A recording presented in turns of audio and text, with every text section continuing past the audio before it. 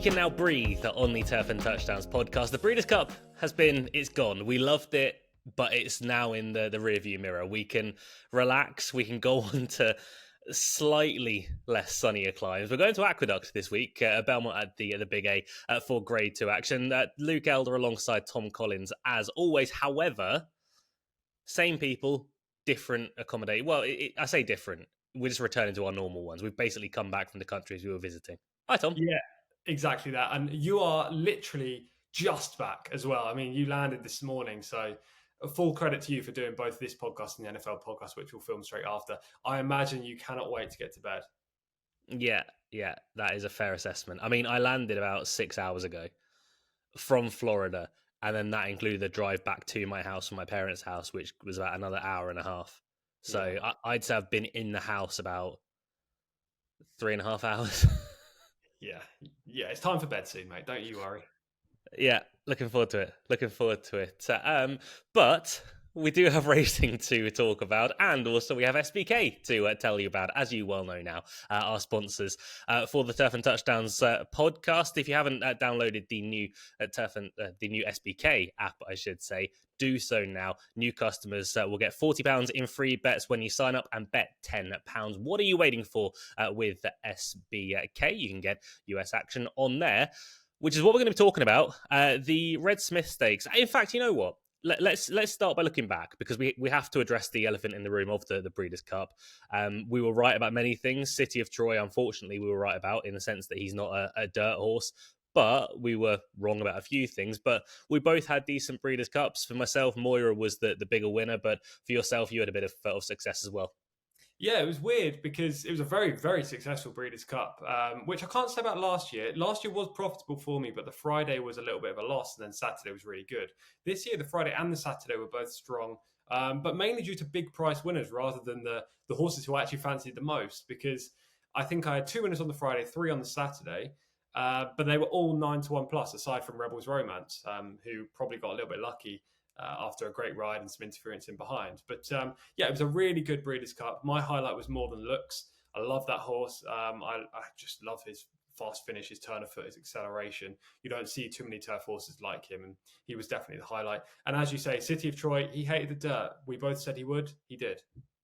Yeah, exactly that. He's been retired now. He'll go on to stud, but Ballydor no doubt will try it again in the near future and try and get another star to be that Grade 1 winner on dirt. For myself, we had Moira, which was nice. We put up Moira at 10-1 on the Turf and Touchdowns podcast. We had tons of just horrible beats that were each way plays, so we got the money for it. The likes of Star of Mystery, Shariar in there as well. There were tons of them throughout the week, so we managed to get plenty of place money. But for all the last time we saw the Breeders' Cup at Del Mar, Tom, it was okay. It was fairly clear. There weren't that many hard luck stories.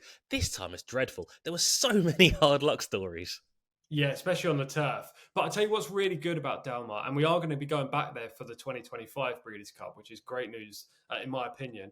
The great thing about Del Mar is that closers can win on turf. I understand there's a lot of traffic issues, big fields, tight bends, but you're going to get that anywhere in the Breeders' Cup, whether they have it in New York, if they have it in Kentucky, West Coast, whatever. But it's a very, very fair turf track, and it's very suitable for the Europeans and those horses with explosive turn of foot. So I love that about Del Mar. The dirt track, you do want to be forwardly placed, but again, we saw closers come through. The likes of Sullivan Angel, for example, she beat Ways and Means, Silla, etc., in what was a very good filly mare's sprint. But we saw a very fair track, and hark back a couple of years, you go to something like Churchill or to Keeneland. Okay, the turf track at Keeneland's good, but the dirt track is very, very favourable to front runners. So I like Del Mar. I think it's fair, and I'm looking forward to the Breeders' Cup in 12 months' time. Yeah, and then we can take it somewhere else after that. Hopefully, Santa Anita, because Santa Anita is fantastic regards to the Breeders' Cup. And for Europeans, Tom. What about Belmont? We could have Belmont soon. Could we possibly have a race on a synthetic track at the Breeders' Cup?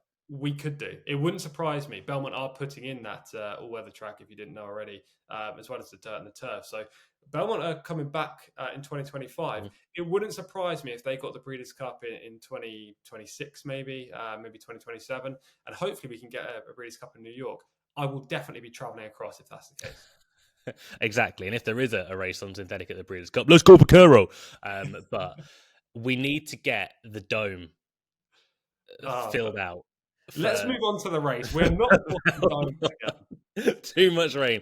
Let's get the dome. Let's get the dome. Let's move on to not quite Belmont, but Belmont at the Big A with actually it's not actually Belmont at the Big A, is it? It's Aqueduct this time. It's easily confused because Oh, they constantly switch up. It is officially now Aqueduct, but I mean we know that already. Belmont the Big Aqueduct, same diff. yeah, it's just the same meat with different gravy on it. Basically, Yeah. it's pretty much the same meal though. However, the Red Smith Stakes, not a bad little contest. This plenty of form angles coming from completely different parts of America, different types of races, staying contests, horses stepping up in trip. But it's a very messy race on paper. We haven't got a morning line through just yet, so we are sort of playing blind in this spot. You would think that Masterpiece would be towards ahead of the market, limited liability with Frankie Dettori on board as well. But honestly, I don't think this will be a market where the betting is swayed too heavily towards one horse. You'd think that. I am wary of whenever integration's in a field, just because he True. takes money and is priced up too short every single time. We'll move on to him in just a second. But as you say, it's a tricky race. Lots of form lines coming across the whole country, meeting together. What makes it trickier is there's very little early speed signed on here, which is a concern for the deep closers. Maybe Curbstone will lead inside, but he was last seen over hurdles at Far Hills over 2 miles. So that kind of tells you what speed we're dealing with. Adamo, Daunt, City Man, they all like to sit prominently, but none of those are out and out front runners. So it's a tricky race to assess, even more tricky when it comes to the pace. If they walk up front, and we see this very often in middle distance turf races in New York, it's going to suit those who are forwardly placed. Bear that in mind when you assess this contest. It wouldn't shock me if Pioneering Spirit went forward either. I know sat handy last time round, but going to Rick Dutrow now, they might try something different and try and push forward. It wouldn't shock if Pioneering Spirit was one to try and go forward. We'll talk about integration though, because he's a horse that every time he runs, we say he's overbet. He's always overbet. We said it last time at Kentucky Downs. We said it the time before that in the Arlington Million. Again, he's been overbet in both of those races. He's ran well, but I was very, very disappointed with his run last time, even with his price factored in. With everything that happened in the race, with him going a silly gallop up front, with Get Smoking and Balladeer taking each other on, that race set up perfectly. The fact he couldn't hit the 3, that was really underwhelming. Yeah, he's a horse with lots of reputation, big potential, just not fulfilling it right now. He's been beaten at 6-5 and even money on his last 2 starts. No excuses either time. He's a horse that we've covered about 4 times already on the Turf and Touchdowns podcast. We're always against him, and we've kind of been proven successful doing so. I think it's going to be the case again today.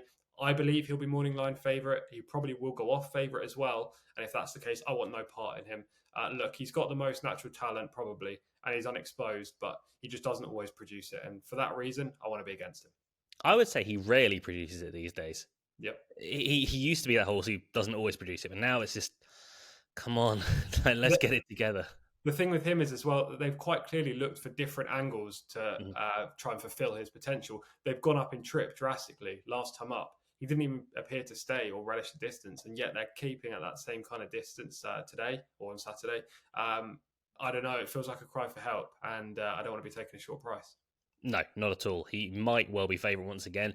If he is, that'll probably be a mistake again, regards to integration. Masterpiece is a fascinating runner in here. When I say about horses coming from all over different parts of America, this is one that I sort of highlight at a touch. Obviously, Rick Dutrow with Masterpiece again. His last 3 runs have all been over in California at a mix of Del Mar and also over at Santa Anita. But we know that he's a very, very talented horse when everything does fit together.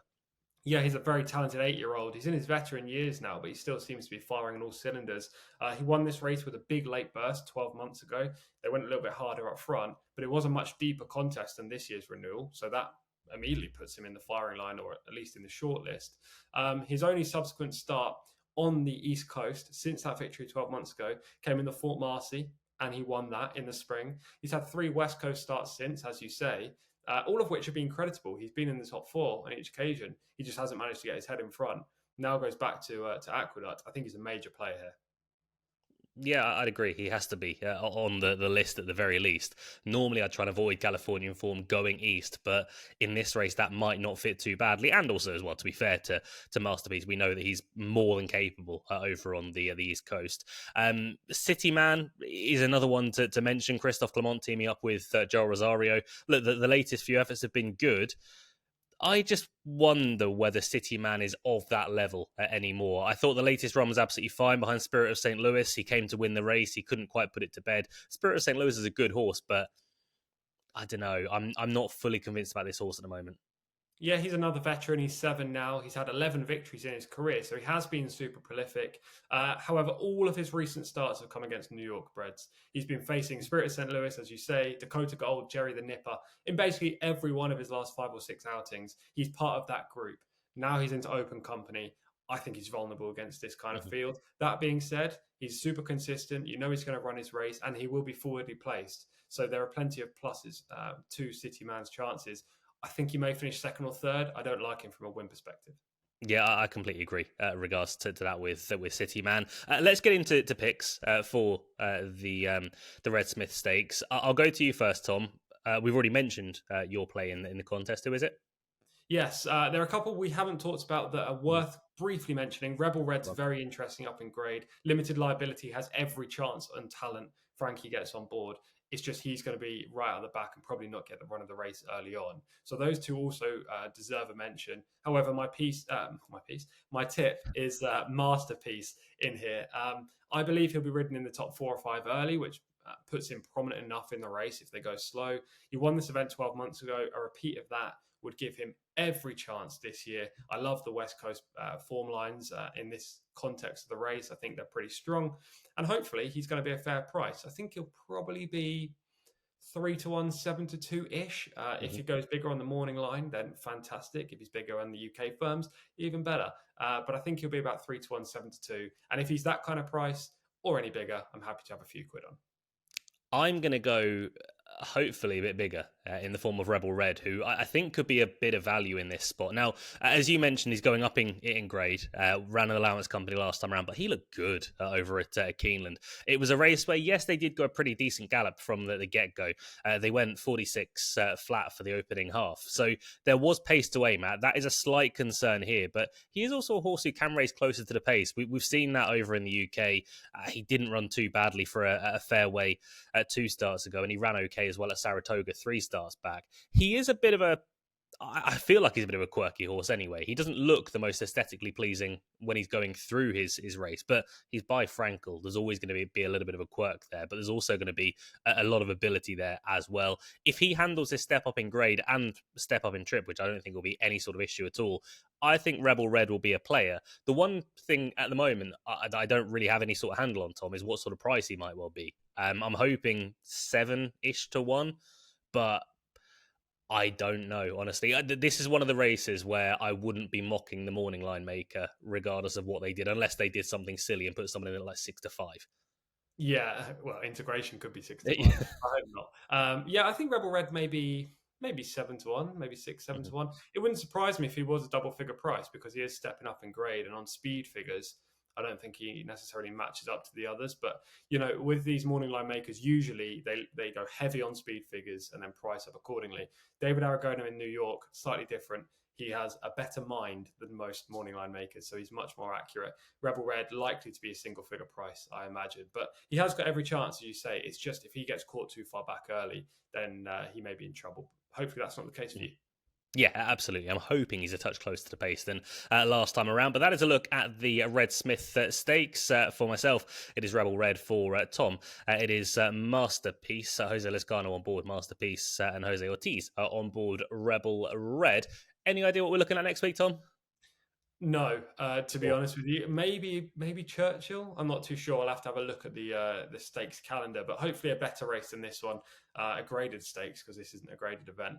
But hopefully you've enjoyed the preview and we can have a winner between us, or maybe even a dead heat. What's the chance of that? Do go check out SBK by the way.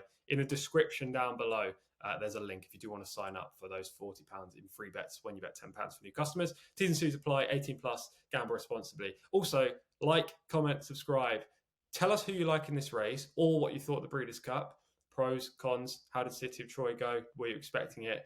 Definitely like it. And also subscribe so you don't miss out on all of our future horse racing content and also the NFL content.